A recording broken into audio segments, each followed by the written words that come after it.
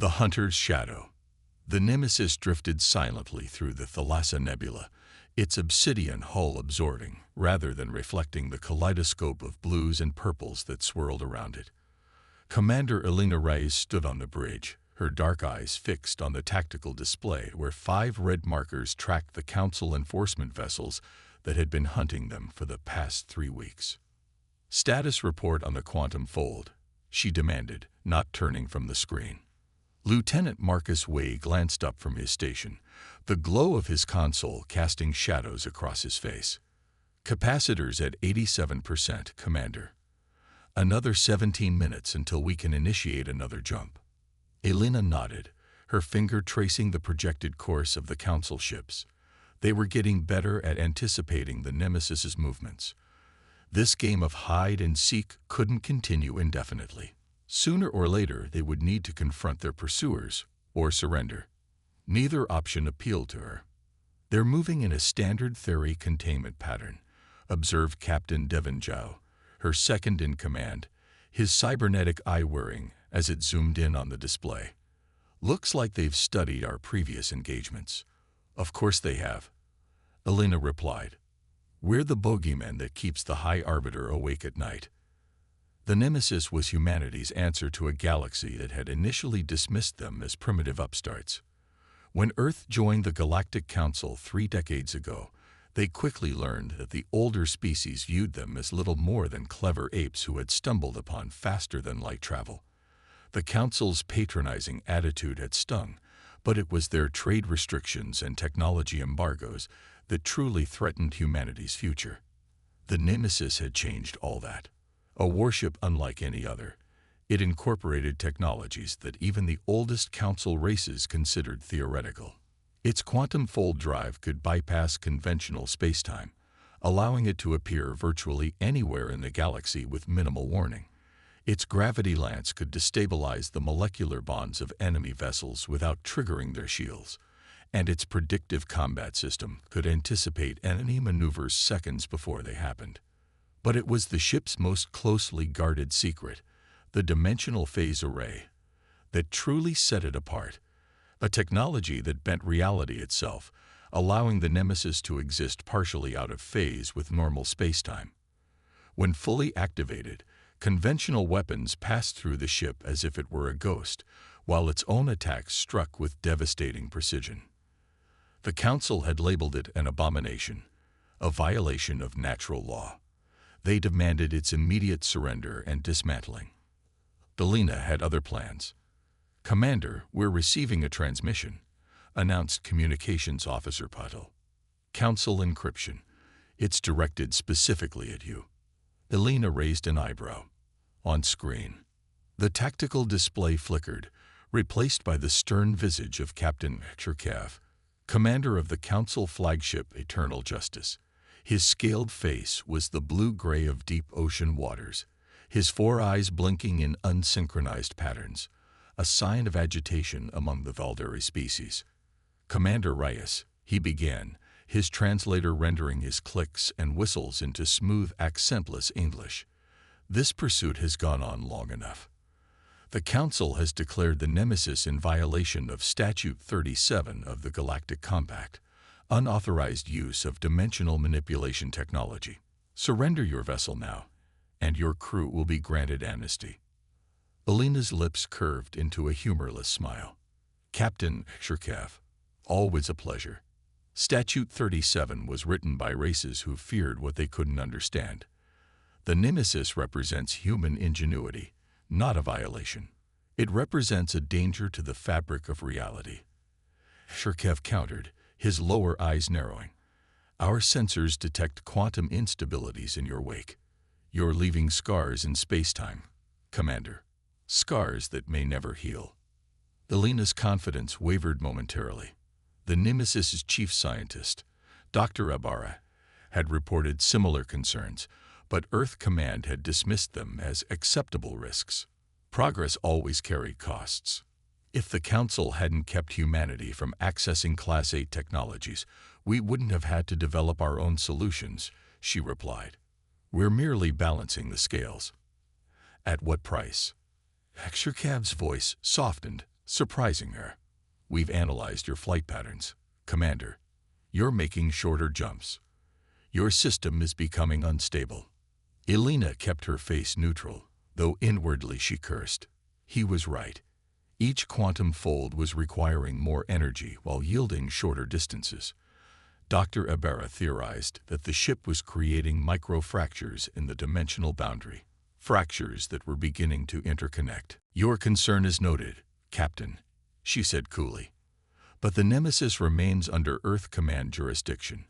The Council has no authority here. We're in the Thalassa Nebula, Commander. Neutral territory by treaty. Then I suggest you stop pursuing a ship that has taken no hostile action against you. Hekshirkev's upper eyes blinked rapidly. No hostile action. The Nemesis destroyed 2 of our science vessels in the Proxima incident. They fired first. Elena snapped, the memory still raw. They attempted to use a suppression field on our engines. A dangerous move against technology they didn't understand. Because your technology threatens everything around it. Hekshirkev's composure finally cracked. The Council isn't opposing humanity, Commander. We're trying to prevent a catastrophe that could affect all species. Before Elena could respond, Lieutenant Wei called out, Commander. Energy surged from the Council vessels. They're charging weapons. The view screen reverted to the tactical display, showing all 5 Council ships accelerating toward their position, weapon ports glowing. They were stalling us, Elena realized, keeping us in place while they moved into attack range. She turned to her weapons officer. Lieutenant Zheng, bring the gravity lance online. Target their propulsion systems only. Aye, Commander. Marcus, how long until Quantum Fold is ready? 15 minutes, Commander. Not enough time. Elena's mind raced through the options. They could outfight the Council ships, but not without casualties on both sides. A diplomatic nightmare that would only strengthen the Council's position. They could surrender and trust in Earth's diplomats to negotiate their release, but the Nemesis would certainly be impounded and studied, its secrets laid bare. Or they could use the dimensional phase array. It wasn't fully tested for a scenario like this. Dr. Ibarra had warned that a full phase shift under combat conditions could have unpredictable effects, but it would allow them to escape without bloodshed. Dr. Ibarra to the bridge, she ordered. Prepare the phase array. Captain Zhao stepped closer, lowering his voice. Commander, the last simulation showed a 17% chance of cascade failure if we phase shift before the quantum fold is recharged. Noted, Captain. Elena's eyes remained fixed on the approaching Council ships. But I don't intend to fire on fellow galactic citizens unless absolutely necessary, even misguided ones. The bridge doors slid open, and Dr. Noja Ibarra hurried in, her dark skin gleaming with perspiration. Commander, you can't be serious. The phase array isn't ready for deployment in a nebula environment. The charged particles could destabilize the field matrix. Give me alternatives, Doctor. Ibarra hesitated, her brilliant mind visibly working through calculations. We could release a quantum echo, a shadow image of the Nemesis that would register on their sensors. It might buy us the time we need for the full drive to recharge. Elena nodded sharply. Do it. Ibarra rushed to an auxiliary science station, her fingers flying over the controls. On the tactical display, a second blue marker appeared beside the Nemesis. Echo deployed, Ibarra announced. But it won't fool them for long. It doesn't need to, Elena replied. Just long enough. The Council ships adjusted course, 2 breaking off to intercept the Phantom vessel, while the remaining 3 continued toward the real Nemesis. They're not taking the bait completely, Zhao observed grimly. No, Elena agreed, but they're splitting their forces, which gives us an advantage. She turned to her helm officer. Lieutenant Park, set course for the heart of the nebula. Maximum sublight. The heart of the nebula. Ibarra's voice rose in alarm. Commander, the quantum distortions there will make a clean fold impossible. We're not going to fold, Doctor. We're going to fight. Elena's voice was steady, her decision made. Lieutenant Zhang, gravity lance at 1/4 power. Target the lead vessel's sensor array only. As the Nemesis accelerated toward the densest part of the nebula, the swirling clouds of ionized gas grew thicker, interfering with both their sensors and those of their pursuers. The perfect environment for a display of force without causing casualties. In range, John reported. Fire. The gravity lance activated, invisible to the naked eye, but devastating in effect. A concentrated beam of gravitational distortion struck the lead council ship's sensor dome, crushing it like an eggshell.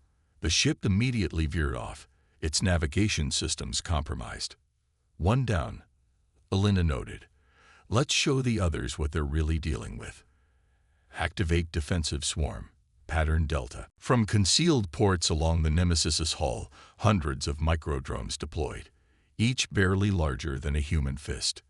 They formed a protective cloud around the ship, their internal graviton emitters creating a web of distortion that would scatter and diffuse energy weapons. Council ships are firing, Zhao reported. Beams of coherent energy lanced from the pursuing vessels, only to be caught and dispersed by the drone swarm. A few drones were destroyed, but the majority redirected the energy harmlessly into the nebula, creating spectacular flashes of blue and violet. Message from Captain Shirkav, Patel announced. Text only. It says, "This demonstration changes nothing, Commander. The Council's verdict is final. The Nemesis technology must be surrendered." Elena stared at the message, a cold anger settling in her stomach. The Council feared human innovation because it threatened their carefully constructed hierarchy. The Nemesis wasn't just a warship. It was proof that humanity wouldn't accept second-class status in the galactic community. "Reply with this," she said after a moment. "The Nemesis was built to protect, not destroy. If the Council chooses war over understanding, they will find humanity ready." As her words were transmitted, the quantum fold drive chimed its readiness. "Fold drive charged, Commander," Wei reported. "Excellent." Elena looked around at her crew, seeing determination in their eyes. They understood what was at stake. Secure for quantum fold. Let's show the Council that humanity won't be contained. As the Nemesis disappeared into the quantum fold, leaving the Council ships behind, Elena knew this confrontation was only the beginning. The Council wouldn't stop hunting them, and each encounter risked escalating into open conflict between Earth and the other spacefaring civilizations. But surrender wasn't an option, not when the Nemesis represented humanity's future among the stars. What she didn't know was that deep within the ship's quantum core, the microfractures in spacetime were multiplying, connecting, forming a network of instabilities that would soon force both humanity and the Council to face something far more dangerous than political disagreements. The true test of the Nemesis was yet to come. The Council's verdict. The Grand Chamber of the Galactic Council soared 100 meters overhead, its transparent dome revealing the majestic rings of sanctuary, the ancient artificial world that had served as the center of galactic governance for millennia. Representatives from 217 spacefaring civilizations filled the tiered seating, their murmurs creating a constant background hum despite the chamber's acoustic dampeners. Ambassador Lucia Vega stood alone at the speaker's platform, a solitary human figure facing the assembled might of the galaxy. Behind her, a holographic display showed the Nemesis in all its forbidding glory, rotating slowly to give the Council members a complete view of the ship that had become the focus of their collective anxiety. "Esteemed representatives," Lucia began, her amplified voice steady despite the pressure. "For the past 3 standard cycles, this Council has deliberated on the status of the Earth vessel Nemesis. You have heard testimony from military experts, dimensional physicists, and ethical philosophers. Today, I ask you to consider one simple truth. Innovation is not a crime." The chamber's atmosphere shifted, subtle expressions of disagreement rippling through the alien faces. The Valdari delegation, led by High Arbiter Krolexer, watched with their characteristic four-eyed stare, while the crystalline Navari representatives vibrated with barely contained energy, a sign of emotional distress in their species. The Nemesis represents humanity's approach to a galaxy that initially offered us limited access to its wonders. Lucia continued, when denied Class A technology sharing, we developed our own solutions. Solutions that have proven effective, if unconventional. Unconventional. The voice came from Arbiter Krulixer, Captain Cherkav's elder cousin, and one of humanity's most persistent critics on the Council. Ambassador Vega, your ship tears holes in the fabric of reality. It leaves quantum scars that our scientists believe may never heal. This goes beyond unconventional. It threatens the fundamental stability of spacetime. Lucia maintained her diplomatic smile, though inwardly she seethed. The Valdari have been blocking human technological advancement for decades, always citing concerns for cosmic stability, while happily employing their own reality-bending technologies. The Nemesis quantum fold drive operates on principles similar to the Valdari's own phase shift transporters, she pointed out. The difference is merely one of scale and application, a difference that crosses the threshold into recklessness, countered Krulixer. Our transporters create microportals for individual transport. The Nemesis rips open tiers in spacetime large enough to accommodate a warship. Before Lucia could respond, a new voice entered the debate. The melodious, multi-toned speech of Elder Siphon, representative of the ancient Thelosian conclave. Perhaps the truth lies between these positions, the Elder suggested, his translucent body glowing with the bioluminescence his species used for emotional expression. Humanity's innovation should not be stifled, but neither can we ignore the warnings of our scientists. The dimensional instabilities created by the Nemesis have been detected as far as 12 parsecs from its jump points.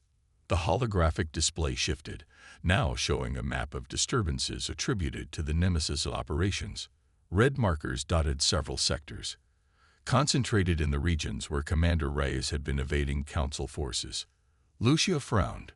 Earth Command had assured her that any quantum disturbances would be temporary, healing themselves as cosmic background radiation smoothed out the wrinkles. If they were persisting, that changed the diplomatic calculus significantly. Earth is not opposed to modifications that would mitigate these effects, she offered, choosing her words carefully. If the Council is willing to share its expertise in dimensional physics, we could work together to refine the technology. A ripple of surprise moved through the chamber. This was the first time Earth had offered to collaborate on the Nemesis technology, rather than defend it unconditionally. Ambassador Teloth of the Nevorians rose, the feathers around his neck flaring, a gesture of cautious interest. This is an intriguing proposal, Ambassador Vega, but it would require the Nemesis to be brought to a secure facility for examination and modification. Is Earth prepared to recall the vessel? And there was the trap. Lucia recognized it immediately. Commander Reyes and the Nemesis were currently operating under sealed orders that even Lucia wasn't privy to. Earth Command had made it clear that the ship's mission was of vital importance to human security. The Nemesis is currently engaged in operations crucial to Earth's defense, she said carefully. But we could arrange for our scientists to share data and collaborate on solutions that could be implemented once its current mission is complete. Arbiter Krulixer's scales darkened with displeasure. More delays while the damage spreads. Unacceptable. The Council must act decisively before irreparable harm is done to the cosmic weave. The chamber erupted into a cacophony of voices, some supporting Earth's position, others calling for immediate action against the Nemesis. Through it all, Lucia stood firm, though she knew their position was weakening. Too many Council species feared what they didn't understand, and the Nemesis represented a leap in military technology that threatened the delicate balance of power. After several minutes, the Council speaker, a Dorvan whose species was renowned for their neutrality, activated the central podium's attention field, a gentle psychic pulse that quieted the chamber. It is clear that further debate will not yield consensus, the speaker declared. As per Council protocol, we will proceed to a formal vote on Resolution 720B, the classification and restriction of dimensional manipulation technology. Lucia's heart sank. She had hoped to prevent this vote, or at least delay it until Earth could gather more support. Resolution 720B would classify the Nemesis's core technologies as prohibited weapons of mass destruction, making its continued operation an act of war against the galactic community. As the voting commenced, digital sigils appearing beside each delegation's name on the Great Chamber display, Lucia activated her secure communicator, sending an urgent message to Earth Command. Vote proceeding. Outcome looks unfavorable. Request immediate instructions regarding Nemesis. The response came back almost instantly. Maintain diplomatic position. Nemesis has contingencies. Stand by. Contingencies? The vagueness of the message troubled her. What exactly was Commander Reyes authorized to do if the Council voted to ban the Nemesis? Her thoughts were interrupted as the speaker announced, "The vote is complete. Resolution 720B has passed with a majority of 142 votes. The dimensional phase technology employed by the Earth vessel Nemesis is hereby classified as a prohibited weapon under Galactic Compact Article 17. The chamber fell silent, all eyes turning to Lucia. This was the moment that would define humanity's relationship with the galactic community for generations. Earth acknowledges the Council's decision, she said, her voice steady despite the diplomatic disaster unfolding. We request a grace period of 30 standard cycles to address the technological concerns raised today. Arbiter Krulexer rose immediately. The danger is immediate. The grace period should be no more than 5 cycles, with the Nemesis to be surrendered to Council custody immediately. Before the debate could reignite, Lucia's communicator vibrated with an urgent message. The blood drained from her face as she read it. Quantum ruptures detected in Orion Spur. Nemesis on site. Situation critical. Full dimensional breach possible. She looked up at the chamber, at the expectant faces waiting for her response to Krulexer's demand. The diplomatic path forward had just narrowed dramatically. Honored representatives, she began, her tone grave. I have just received information that may change our discussion significantly. Dimensional anomalies have been detected in the Orion Spur. The Nemesis is present and attempting to contain the situation. The chamber erupted again, but this time with alarm rather than debate. The Orion Spur contained several heavily populated systems, including colonies belonging to over a dozen Council species. The speaker activated the attention field once more. Ambassador Vega, are you suggesting that the very technology we have just prohibited is now being used in a populated region? I am suggesting that the Nemesis may be the only vessel capable of addressing a dimensional instability that threatens multiple worlds, Lucia replied, seizing the opportunity to shift the narrative. Perhaps we should withhold final judgment until we understand the full situation. Elder Siphon's bioluminescence pulsed with intense colors, signaling deep concern. The Thelosian Conclave has long predicted that tampering with dimensional boundaries could attract attention. Attention from what dwells between realities. If a full breach is occurring, the Nemesis may indeed be our best defense, regardless of its role in creating the instability. A chill swept through the chamber. The Elder's words referenced ancient Thelosian warnings about entities that existed in the dimensional interstices, warnings most modern species dismissed as primitive superstition. Arbiter Krulexer's scales had paled, but his voice remained firm. All the more reason to bring the ship under Council control. If there is a crisis, we should address it collectively, not leave it in the hands of the very species whose recklessness may have caused it. Lucia tensed, preparing to defend Earth's sovereignty once more, when a Council aide rushed onto the chamber floor, a serious breach of protocol that instantly silenced all debate. The aide whispered urgently to the speaker, whose expression grew increasingly alarmed. Representatives, the speaker announced, we have confirmed reports of a major dimensional anomaly in the Orion Spur, centered on the Proxima system. All communication with Proxima Centauri III has been lost. The last transmission reported reality distortions affecting the planetary surface. Proxima Centauri II, one of Earth's oldest colonies, home to over 8 million humans. Lucia's diplomatic mask finally cracked, genuine fear showing through. "Speaker, I request an emergency recess to consult with Earth Command. If Proxima III is in danger." "There is no time for recess," Krelixer interrupted. "This council must act now. I propose an emergency amendment to Resolution 720V. A joint council task force will be dispatched to the Proxima system immediately, with authority to assume command of the Nemesis if it is determined that the ship's technology is responsible for the anomaly." Elder Siphon's glow dimmed to a deep blue. "We support this amendment with one addition. If the Nemesis is actively containing the breach, the task force shall defer to Commander Reyes until the immediate crisis is resolved." The speaker looked to Lucia. "Ambassador Vega, does Earth accept these terms?" Lucia hesitated. Earth Command would want her to protect the Nemesis from Council interference at all costs. But millions of lives were at stake, including those of her fellow humans on Proxima II. And if the dimensional breach was as serious as the report suggested, pride might have to yield to pragmatism. "Earth accepts," she said finally, "on the condition that any technological assessment of the Nemesis be conducted jointly by Council and Earth scientists, with all findings shared equally." The speaker nodded. "Agreed. This emergency session of the Galactic Council is adjourned. The task force will depart within the hour." As the representatives rushed to make preparations, Lucia stood alone on the platform, watching the holographic display shift to show the Proxima system. Somewhere in that distant star system, Commander Reyes and a crew of the Nemesis were facing something beyond conventional understanding, perhaps beyond conventional reality itself.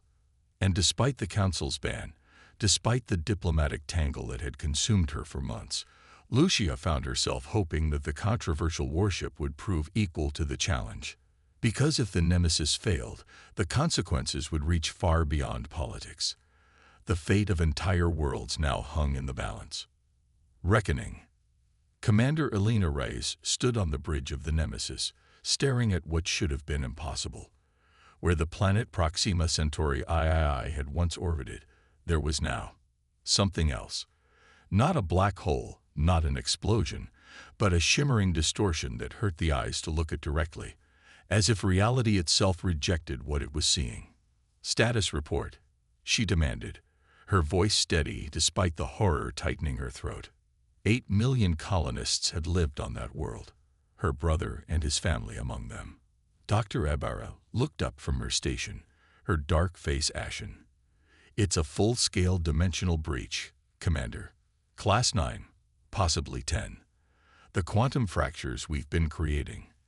They've merged with something else, something that was already weakening the barrier between dimensions." The Council was right. The words came from Captain Cherkav, who stood at the back of the bridge, a prisoner turned ally in the face of catastrophe. His Council enforcement vessel had attempted to intercept the Nemesis as it responded to the distress call from Proxima II, only to be caught in the same quantum shockwave that had damaged both ships. Elena didn't acknowledge his comment. "Life signs." Lieutenant Wei shook his head. "Nothing conventional, Commander. But we're detecting patterns in the distortion, organized movements that suggest consciousness." A chill ran down Elena's spine. "Consciousness. For lack of a better term," Dr. Ibarra confirmed. "Whatever's happening, it's not random. There's intelligence directing the breach, widening it." "From which side?" Captain Zhao asked the question they were all thinking. Dr. Ibarra's hands trembled slightly as she adjusted her instruments. "Based on energy flows. From the other side. Something is coming through." Silence fell on the bridge, broken only by the soft beeping of monitoring equipment. The Nemesis hung in space 15 million kilometers from the breach. Close enough to observe, far enough to retreat if necessary. But retreat to where? If the breach continued to expand, nowhere in the system would be safe. Perhaps nowhere in the galaxy. "The Council Task Force will arrive in 47 minutes, Captain Cherkav noted. "They're bringing dimensional stabilizers, but they're designed for minor fractures. Not this." So they'll be useless, Elena concluded. Yes. She turned to Dr. Ibarra. What about the phase array? Could we use it to counteract the breach somehow? The scientist's expression was grim. The principle is sound. Our phase technology shifts the nemesis partially out of normal spacetime. In theory, we could reverse the process, use the array to push the breach back toward its origin point. But, Elena prompted, hearing the hesitation. But it would require channeling the full output of our quantum core through the array. We have to be almost inside the breach to affect it. And even then, it's a one-way trip, Commander. The backlash would destroy the ship. The weight of 8 million lives pressed down on Elena's shoulders. Her duty was to Earth, to humanity. But the breach threatened more than just human interests. If it continued to expand, entire star systems could be erased, replaced by whatever alien physics dominated the other side. How long do we have before the breach becomes uncontainable? Dr. Ibarra consulted her readings. At its current rate of expansion, 12 hours, maybe less. Once it reaches a certain critical mass, the exotic matter will begin catalyzing ordinary matter, converting it. Converting it to what? Into more of itself, like a dimensional cancer. Elena took a deep breath, decision crystallizing. Marcus, what's the status of our quantum fold drive? Operational but unstable, Commander. The shockwave damaged several regulators. Can we make one more jump? Directly to the breach. A shocked silence fell over the bridge. Captain Joe stepped forward, lowering his voice. Commander, you can't be serious. We'd be sacrificing the ship. And ourselves with it, Elena acknowledged. But if Dr. Ibarra is right about the breach, we're looking at an extinction-level event. Not just for humanity, but for everyone. Captain HFY moved to stand beside her, his 4 eyes focused on the shimmering distortion. You would die for the council races. The same ones that outlawed your ship, that hunted you. Elena met his gaze. I didn't build the nemesis to wage war, Captain. I did it to protect. Sometimes protection requires sacrifice. The alien captain studied her for a long moment, then inclined his head in a gesture of profound respect. My people have judged humans hastily, it seems. But this plan, it must be considered carefully. Once inside the breach, the laws of physics may not operate as expected. Your phase array might have no effect at all. Or it might work exactly as intended. Dr. Ibarra interjected, a new excitement in her voice. Commander, I've been analyzing the breach signature. It's resonating with our quantum core, almost as if it's responding to the same fundamental forces. The nemesis might be uniquely suited to close this breach precisely because it helped create it. Hope flickered across Elena's face. That changes the equation. If we have a genuine chance of success, she turned to her communications officer. Contact Earth Command. Inform them of our situation and request authorization for a direct intervention using the phase array. And the Council Task Force, HFY asked. We'll coordinate with them. Their dimensional stabilizers might not close the breach, but they could help contain it while we maneuver into position. Elena fixed the alien captain with an intense gaze. I'll need your help, Captain. Your knowledge of Council technology could be crucial. HFY nodded without hesitation. You have it, Commander Reyes. As the crew rushed to prepare for the most dangerous mission of their lives, Elena stepped closer to the view screen, studying the writhing distortion that had once been a thriving world. Something moved within it, shapes that seemed to fold in on themselves, geometries that shouldn't exist in three-dimensional space. We're coming, she whispered, though whether to the lost colonists or to the intelligence beyond the breach, even she couldn't say. 3 hours later, the nemesis hung at the edge of the interdimensional void, its obsidian hull reflecting distorted versions of reality as the breach's influence grew stronger. The Council Task Force had arrived, 7 ships forming a containment perimeter, their dimensional stabilizers creating a network of energy fields that slowed, but did not stop, the breach's expansion. On the bridge, Elena reviewed the final calculations with Dr. Ibarra and the newly integrated Council Science team. The plan they had developed was audacious, perhaps suicidal, but it offered the only hope of closing the breach before it reached critical mass. The phase array will need to be reconfigured, explained Therix, a Navori-dimensional physicist whose crystalline body contained natural computational abilities. Instead of shifting the Nemesis out of phase with normal space, we will create a resonance wave that ripples through the breach, essentially stitching reality back together. And the quantum core? Elena asked. Dr. Ibarra's expression was somber. It will overload. There's no way around it. We'll have approximately 27 seconds from activation to critical failure.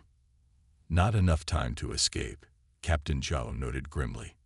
No, Ibarra confirmed, but enough time to complete the resonance wave, if everything works perfectly. Elena nodded, accepting the reality of their situation. Earth Command had given her full authorization, along with a simple message: whatever it takes, Commander. Godspeed. She turned to her executive officer. Captain Zhao, I'm ordering you to transfer to the Council flagship with half our crew. There's no reason for everyone to die on this mission. Zhao stiffened. Commander, my place is here. Our place is here. The crew won't leave.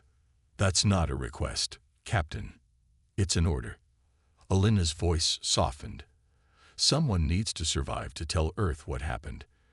To make sure the Nemesis's sacrifice means something. After a tense moment, Zhao relented. As you command. But I request permission to handpick those who stay. We'll need our best people for this to work. Granted. You have 1 hour.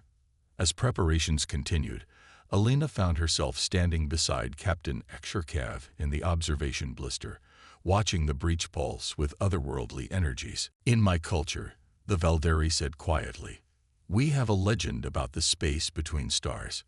We call it the Void of Whispers. It is said that entities dwell there, ancient beyond comprehension, waiting for cracks to appear in the walls of reality. Do you believe it? Exercav's scales rippled, the equivalent of a humorless laugh. Before today, no. It was a story to frighten children. Now, he gestured toward the breach. Now I wonder what other legends might be true. Elena studied his alien face, finding an unexpected kinship in their shared fear. The Council was right to be concerned about the Nemesis. We were arrogant, thinking we could harness forces we didn't fully understand. Perhaps, Exercav acknowledged. But without the Nemesis, we would have no way to fight this breach. Your arrogance may yet save us all. A call from the bridge interrupted them. Commander, we're detecting increased activity within the breach.